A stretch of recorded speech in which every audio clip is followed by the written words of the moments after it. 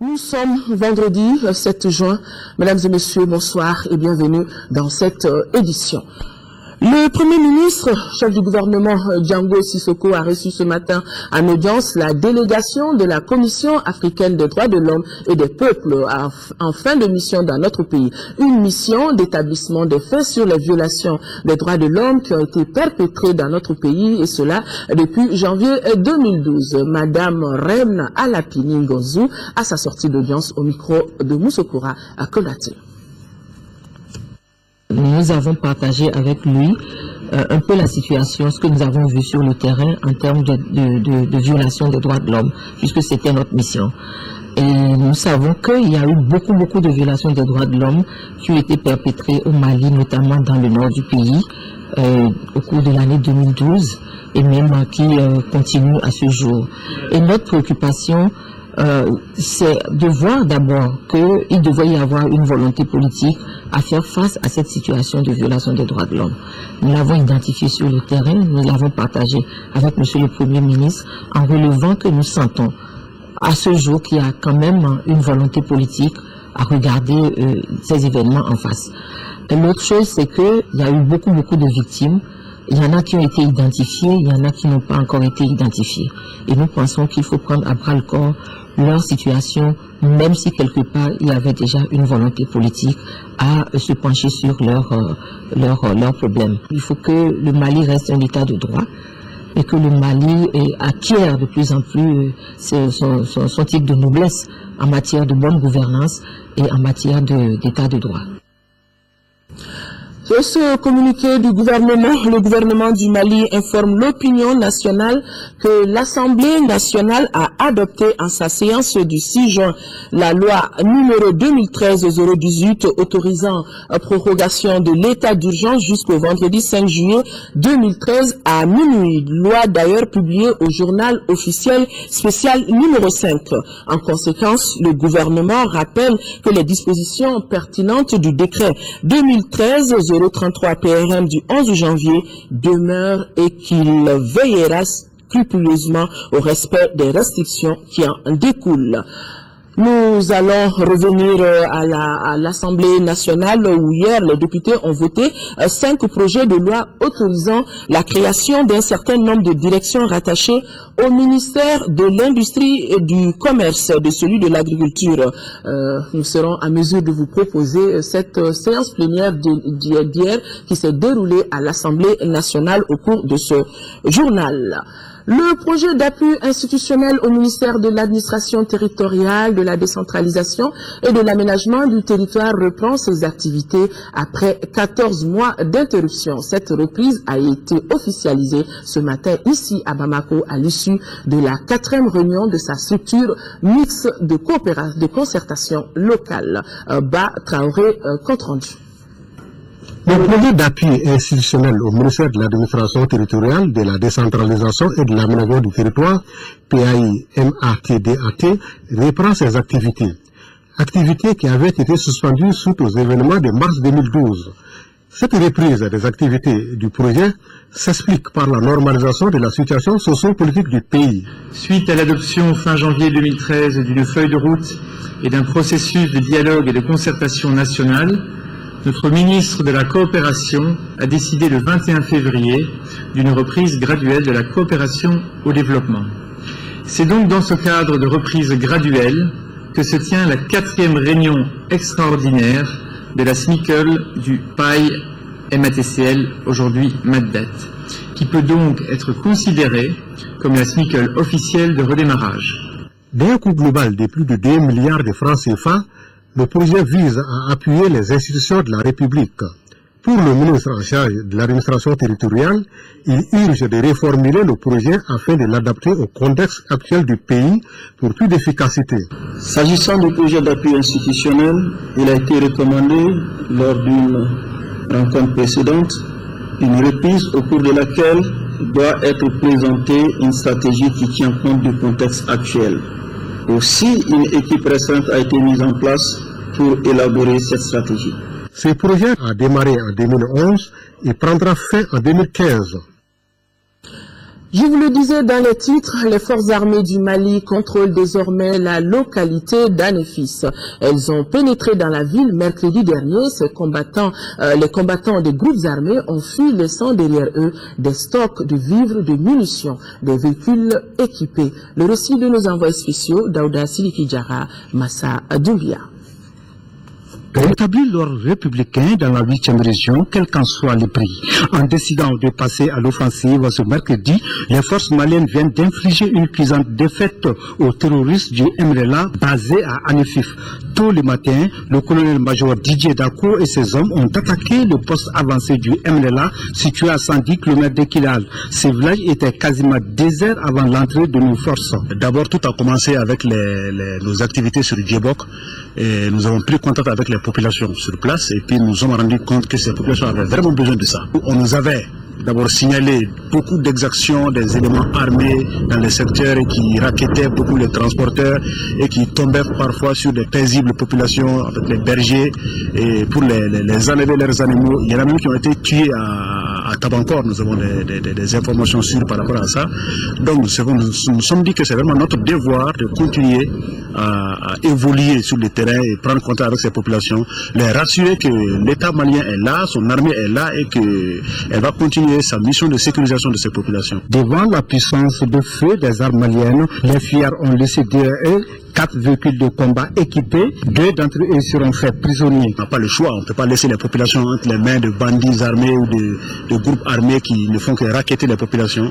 Et voilà, nous sommes décidés, on s'est dit qu'il faut qu'on arrive à Anefis pour sécuriser ces populations. On verra à d'autres endroits aussi où ces populations ont besoin de nous pour aller à elles, leur porter le message de la paix, leur porter le message de la réconciliation, leur porter le message de l'unité nationale. C'est un peu voilà le but même de notre mission actuellement sur le terrain. Dans leur fuite, les combattants du MLA ont laissé derrière eux des stocks de vivres composés de riz, de sel, d'huile et de semoule. Le commandement militaire se propose de distribuer ces vivres entre les populations.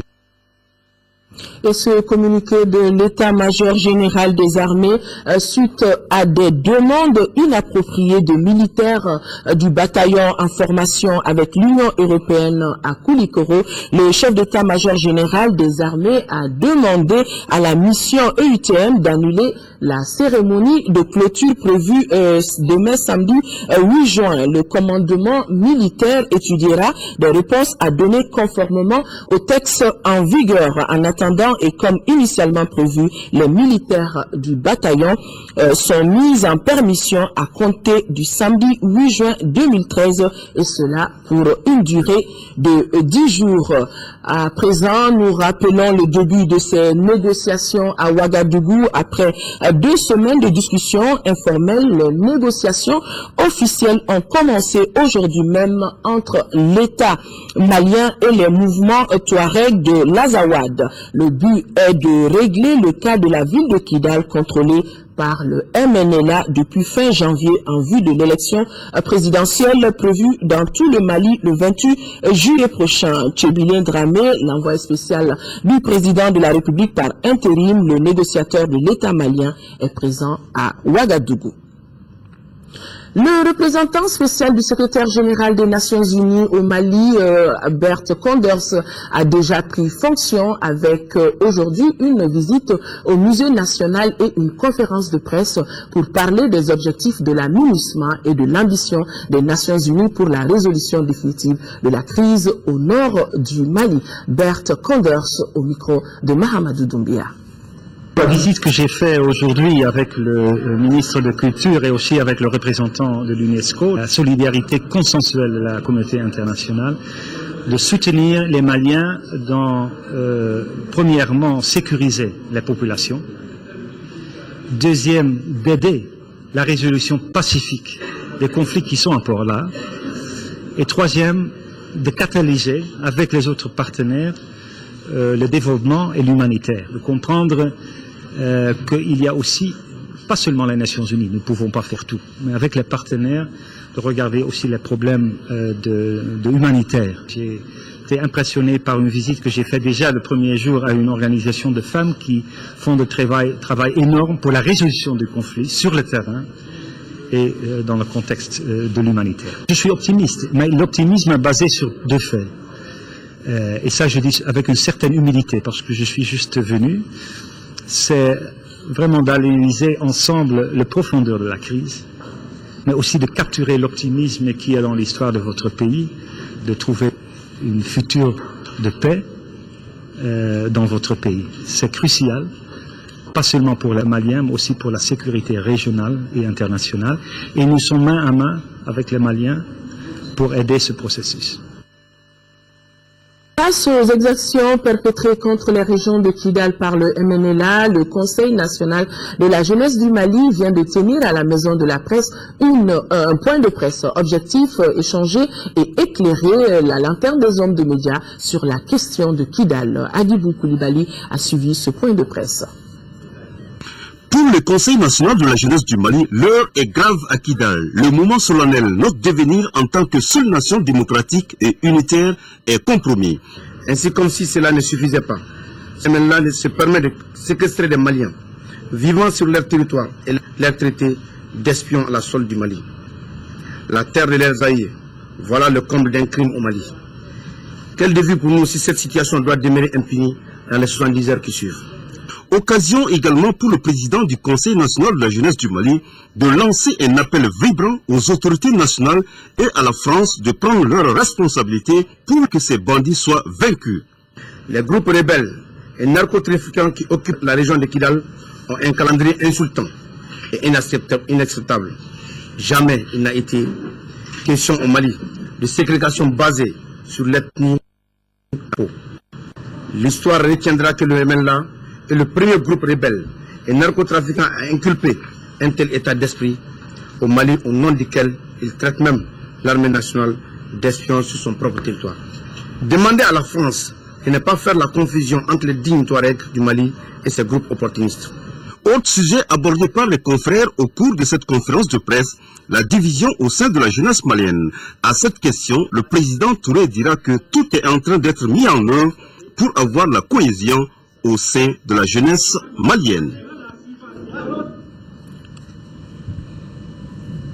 Les membres du collectif des ressortissants du Nord Coréen étaient eux aussi réunis cet après-midi pour un meeting consacré à la situation de Kidal. Et si le temps le permet, nous serons à mesure de vous proposer le reportage de Bourama Traoré. En attendant, la commission dialogue et réconciliation du Mali a véritablement requinqué pour mener les missions qui lui sont confiées. Elle était à l'écoute des expériences des Nations Unies, de la CEDEAO et de la sous-région. La session d'échange a pris fin aujourd'hui. Reportage Fadema Keita.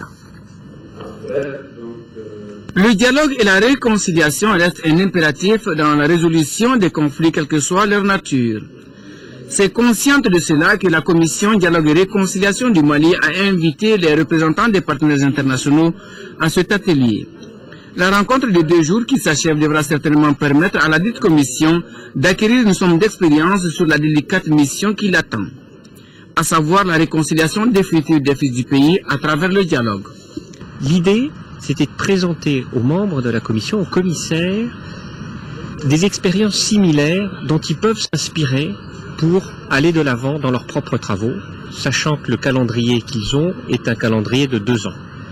Occasion pour certains experts du continent, dont le président du Centre 4S, Stratégie Sécurité Sahel-Sahara, et celui de la Commission Vérité, Justice et Réconciliation du Togo, d'exposer les stratégies qu'ils ont adoptées pour résoudre leurs différends. Comme la crise a éclaté ici, il faut la gérer au plus vite et maîtriser son évolution et son dépassement.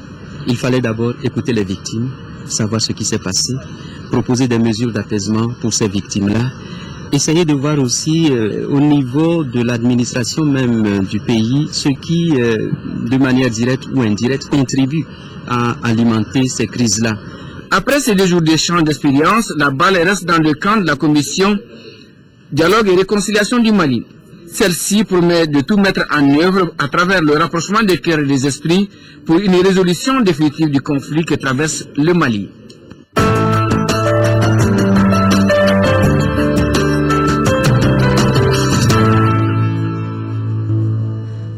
La page élection de ce journal, l'Alliance des démocrates patriotes pour la sortie de crise, ADPS, a organisé une conférence de presse ici à Bamako. L'ADPS veut exprimer publiquement ses idées, affirmer ses positions et proposer des solutions de sortie de crise pour le pays. Rachel Tessougé.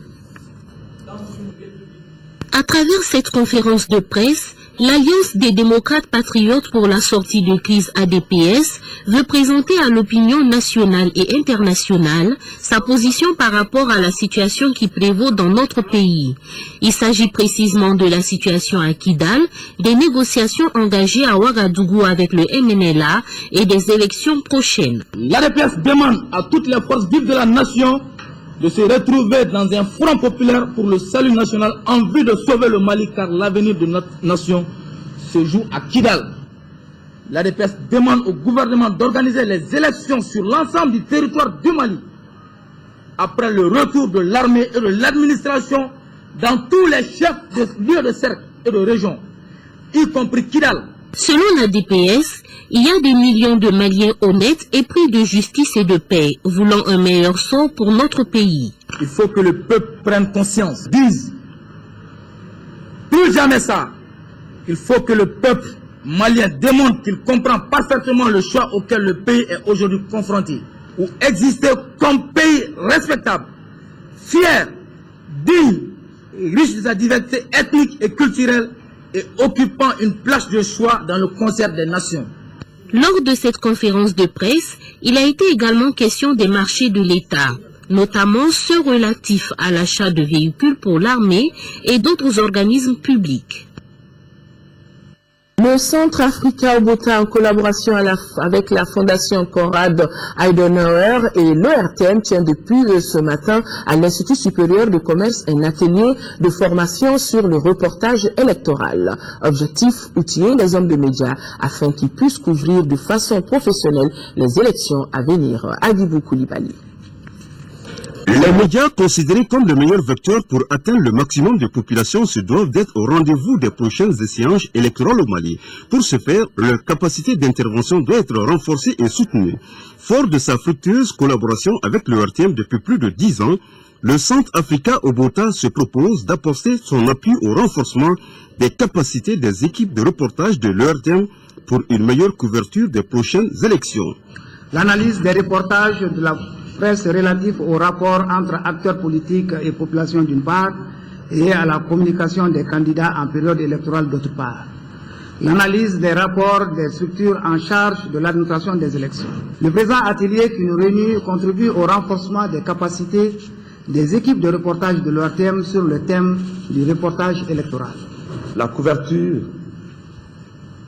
en période électorale exige davantage de maîtrise, de connaissance et d'appréciation de la chose publique. Et l'ORTM, dans sa mission de service public, est au premier plan de cette couverture du processus électoral, elle-même qui doit être faite dans le respect de tous les candidats, parce que l'accès au service public commande qu'il y ait plus de justice et d'équité. 2 jours durant, les journalistes de l'ERTM et les animateurs du Centre Africa Obota vont échanger sur des thèmes tels que la loi électorale, le processus, les étapes, les acteurs et leur rôle, les enjeux des élections de 2013, rôle et responsabilité des journalistes, l'éthique et la déontologie en période électorale, le reportage électoral, que savoir et des études de cas. Au sortir de cette session de formation, les participants seront à mesure d'effectuer des reportages assez poignants sur le processus et le déroulement des élections générales de 2013 au Mali. Ouverture mardi dernier à Caille d'un atelier de formation des animateurs et journalistes des radios sur le processus électoral. L'atelier est organisé par l'ULTEL en collaboration avec la Fondation américaine pour les systèmes électoraux. Jafar Aïdara depuis Caille. Cet atelier consacre le prolongement d'une série d'ateliers en cascade qui se sont tenus la semaine dernière dans les régions de Ksegou, Mopti, Sigassou. Objectif, former des journalistes et animateurs des radios membres de l'IRTEL pour leur meilleure implication dans le processus électoral, dans l'éducation civique et dans la réconciliation nationale.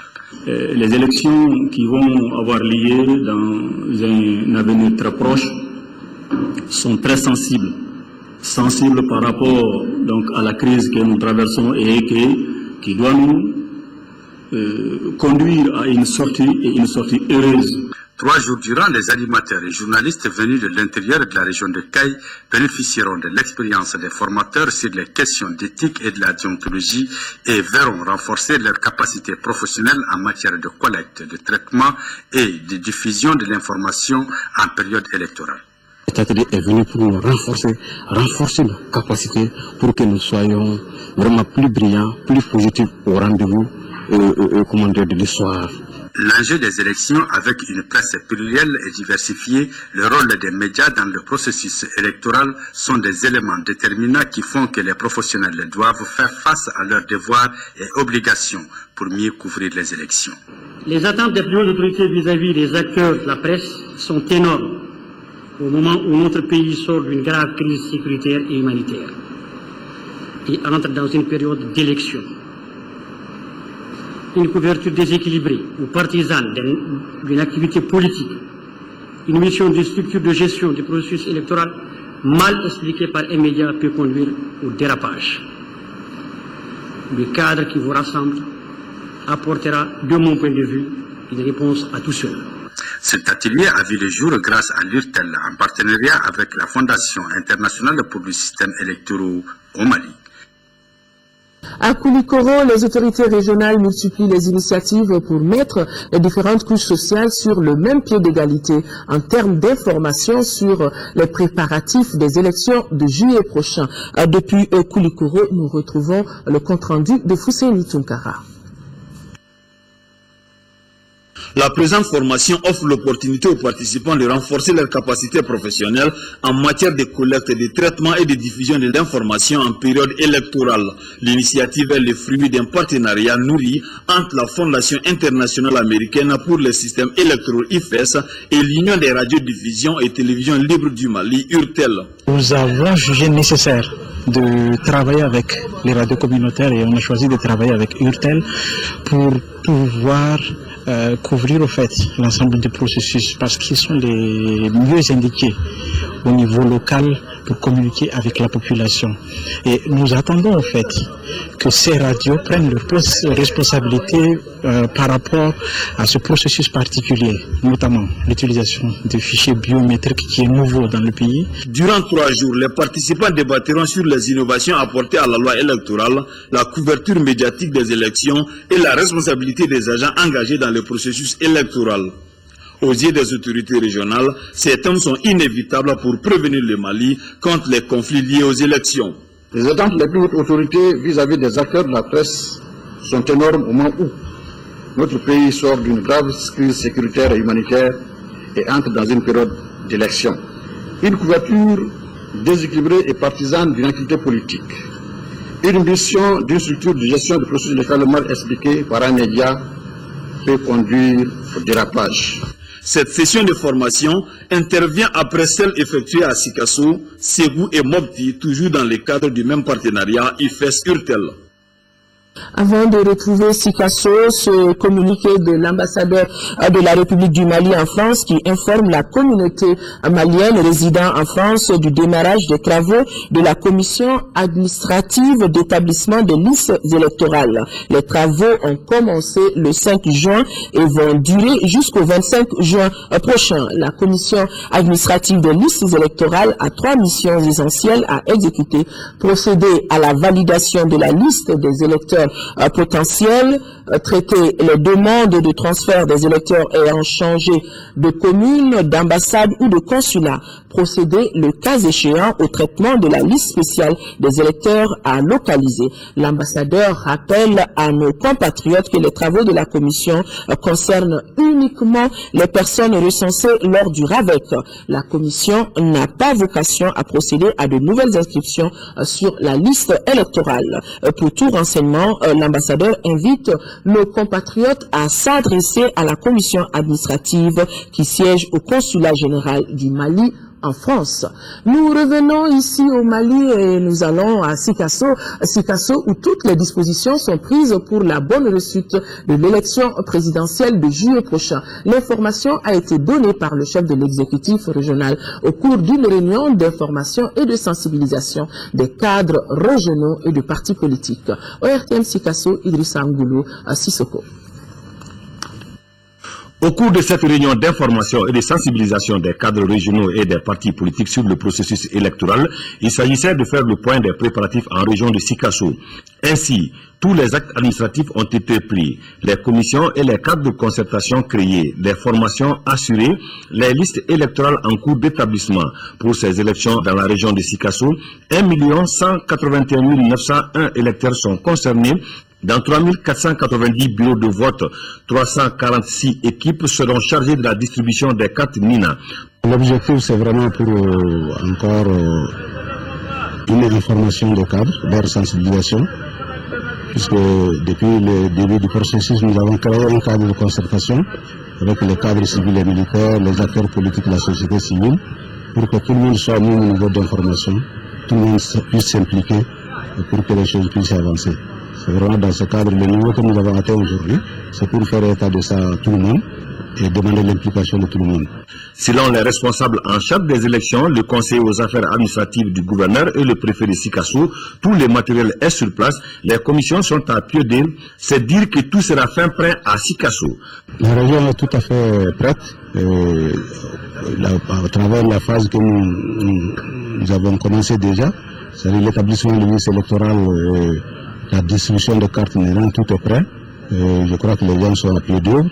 La région de Sikasso est vraiment prête pour faire réussir ces opérations. D'autres points non moins importants ont été abordés. Il s'agit de la contribution de la région à l'effort de guerre qui se chiffre de janvier à juin à plus de 92 millions de francs CFA et la fermeture des placettes d'orpaillage est aujourd'hui une réalité dans la région de Sikasso.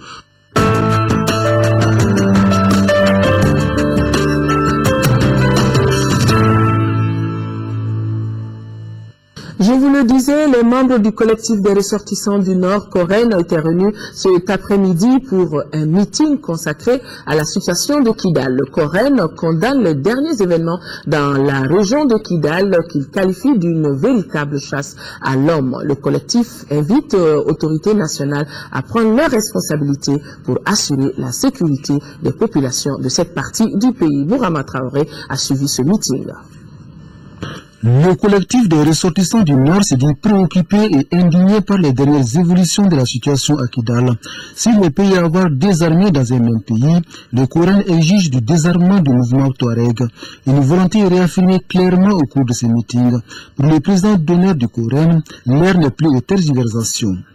Nous devons faire comprendre à l'opinion internationale notre détermination à libérer Kidal à l'instar de toutes les autres parties du Mali.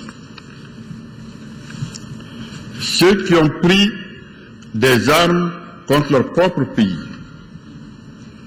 pour on ne sait quel dessein devront répondre devant les tribunaux de leur pays. Nous disons, quant à nous, ça suffit.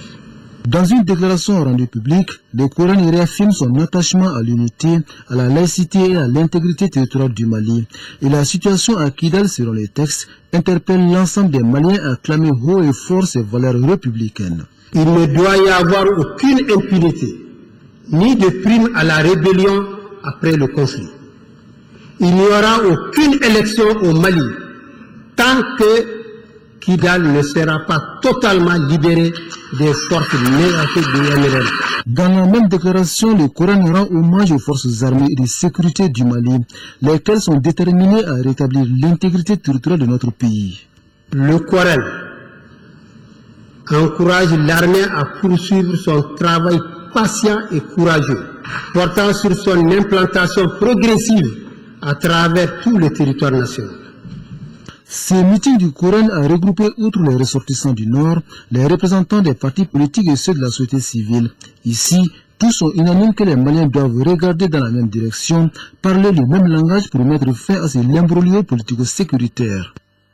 5 projets de loi ont été votés hier par les députés. Ces projets de loi autorisent la création d'un certain nombre de directions rattachées au ministère de l'Industrie et du Commerce et celui de l'Agriculture. Ramata Konaté a suivi cette séance plénière.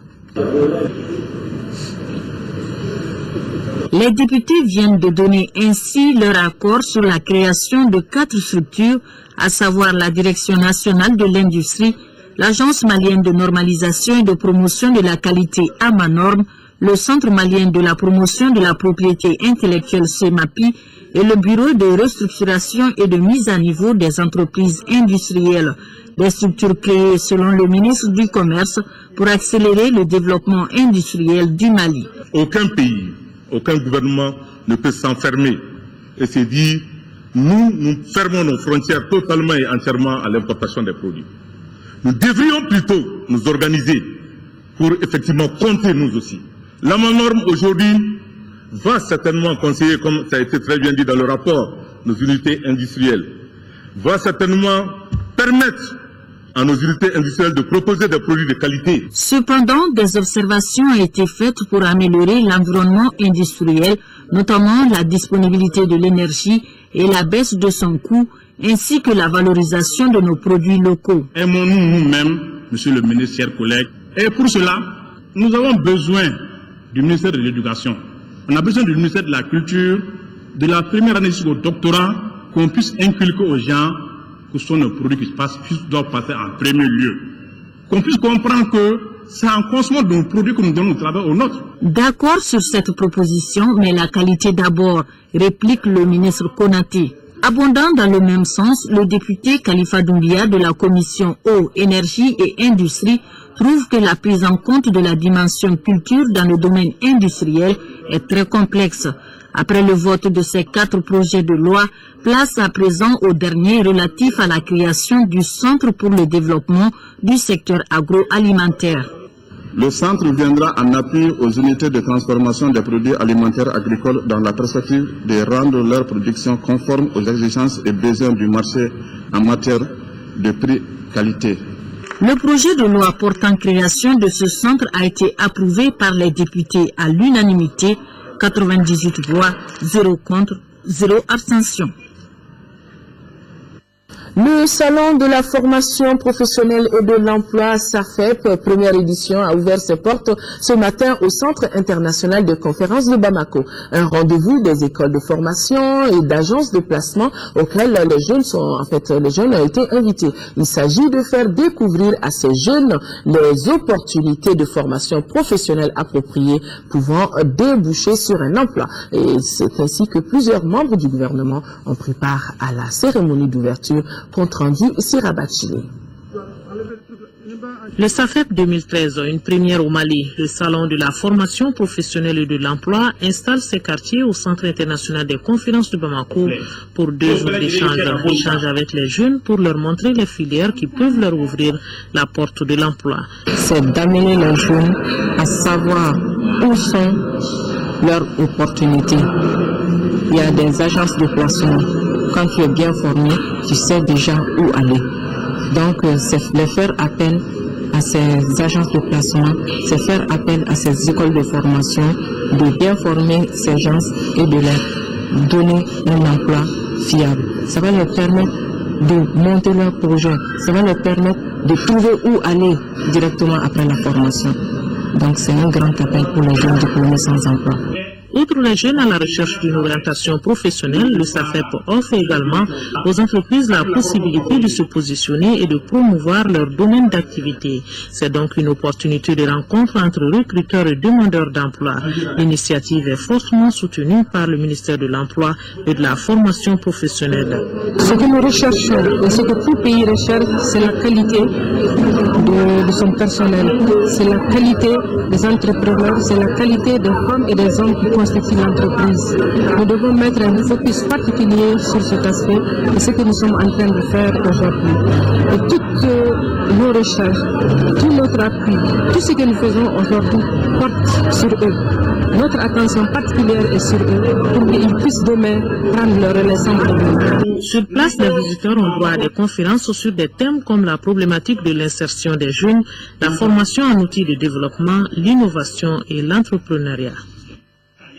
À ce salon de la formation professionnelle et de l'emploi participent une quarantaine de centres de formation et d'agences de placement. Tous se misent sur ce salon pour mieux orienter les jeunes vers les secteurs porteurs et les formations professionnelles adaptées aux offres d'emploi. Après la cérémonie d'ouverture du salon, notre reporter Sira Bachili a fait le tour des stands et voici son reportage. Une quarantaine de centres de formation et d'agences de placement ont répondu à l'appel du SAFEP 2013. De quoi offrir aux jeunes une multitude de choix de formation et d'offres d'embauche. Puisqu'il s'agit de valoriser l'offre de formation et l'insertion professionnelle, le SAFEP regroupe plusieurs secteurs. Avec la politique décennale du gouvernement, on a beaucoup mis l'accent en quelque sorte sur des filières qui peuvent déboucher par des emplois directs. Parce que longtemps, les écoles, surtout dans notre pays, ont formé des gens pour la simple raison de les former. Et après, ce sont les jeunes qui sont restés dans le manque d'emploi. Nous formons en communication journalistique, surtout pour la raison de radio, pour la raison des médias et pour la raison déjà dans peu de temps, il y aura ce qu'on appelle la libéralisation des chaînes de télévision. Donc, il y aura franchement ce qu'on appelle un boom dans ce domaine-là. Nous avons constaté qu'actuellement au Mali, la fonction publique n'emploie plus. Donc, les jeunes doivent être dirigés vers l'entrepreneuriat. C'est dans ce cadre même que nous sommes ici et que nous allons participer aux conférences. En plus de la formation professionnelle, le SAFEP met l'accent également sur l'apprentissage des métiers. C'est pourquoi les écoles de couture sont également présentes. On peut être diplômé, on peut avoir un grand diplôme, mais il faut surtout apprendre un métier. Puisqu'on peut aller à l'école, avoir un diplôme, mais on ne peut pas faire ce qu'on a appris à l'école. Mais si déjà tu as appris un métier, tu peux te dépendre avec ça. L'espace d'exposition des écoles, centres professionnels et agences de placement est un créneau pour les jeunes désireux d'être orientés par rapport à la mise en route de leurs propres projets. L'interprofession de la filière échalote oignon du Mali et le programme de compétitivité et diversification agricole MOPTI viennent de procéder à Bandiagara au bilan de la campagne de commercialisation de l'échalote de la région de Ségou et du cercle de Bandiagara. Et il ressort de ce bilan que la production 2012-2013 est estimée à 296 642 tonnes, soit une valeur de 81 milliards de francs CFA. Aminata Touré a depuis Mopti. Voilà, on me fait signe quelques problèmes d'aiguillage. Voilà.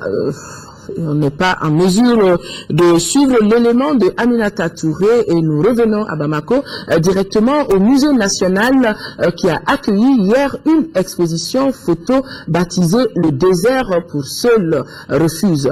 Un projet réalisé par des jeunes réfugiés à travers 4 pays de la sous-région ouest africaine. L'exposition est initiée par Walaha, un groupement de jeunes de diverses formations dans le domaine des arts multimédia en collaboration avec le cinéma numérique ambulant et leurs partenaires. Modibo Soiré a assisté au vernissage de l'exposition. Ce projet coopératif à caractère humanitaire intitulé Le désert pour seul refuge a été lancé en juin 2012 sous forme de caravane dans les camps de réfugiés et déplacés maliens au Burkina Faso, au Niger, en Mauritanie et à Sévaré, au Mali. Cette exposition est le résultat d'une série d'activités réalisées par des enfants déplacés suite à la situation qui traverse le nord du Mali.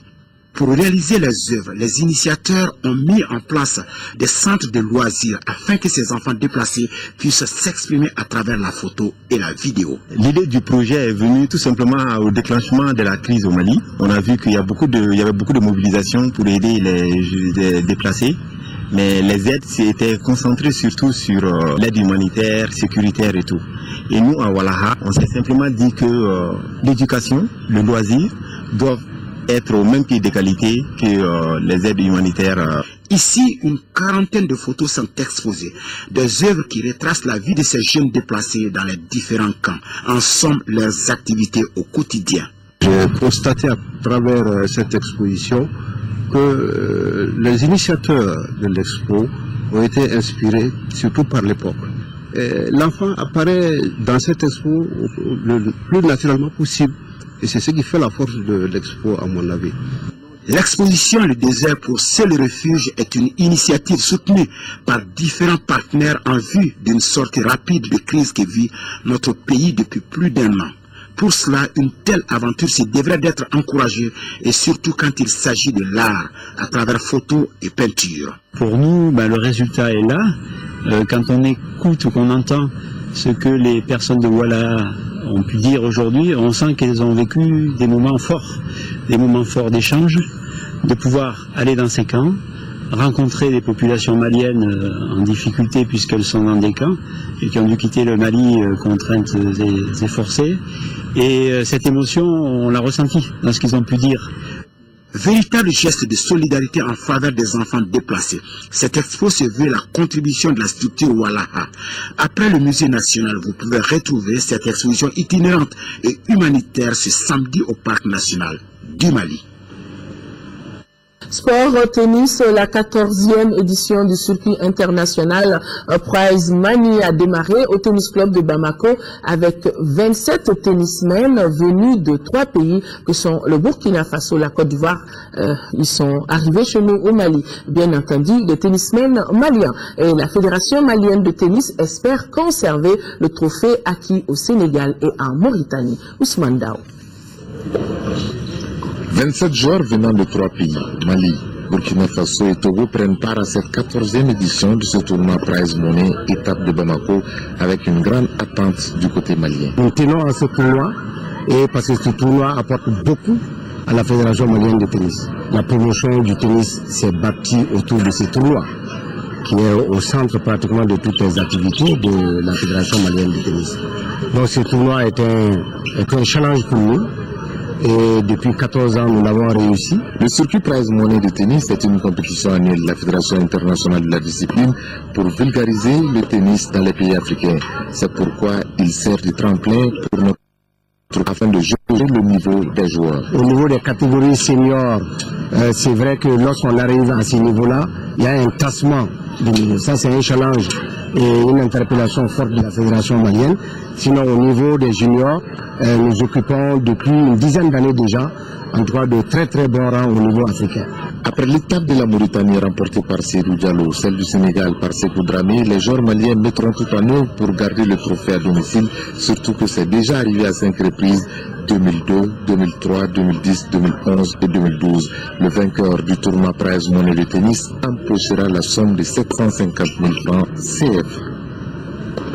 Voilà, avant de refermer définitivement ce journal, nous rappelons ce communiqué du chef d'état-major général de l'armée pour ceux qui ont pris ce journal en cours de vol suite à des demandes inappropriées de militaires du bataillon en formation avec l'Union européenne à Koulikoro. Le chef d'état-major général des armées a demandé à la mission EUTM d'annuler la cérémonie de clôture prévue demain samedi 8 juin.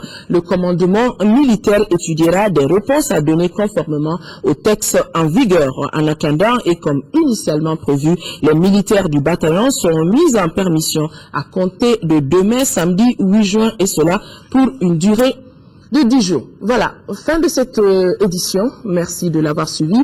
Demain, 13h, sera Bachili et quant à moi, je me ferai le plaisir d'être là pour le journal de 20h. Retrouvez l'information sur notre site www.ortm.ml. Bonsoir et bon début de week-end.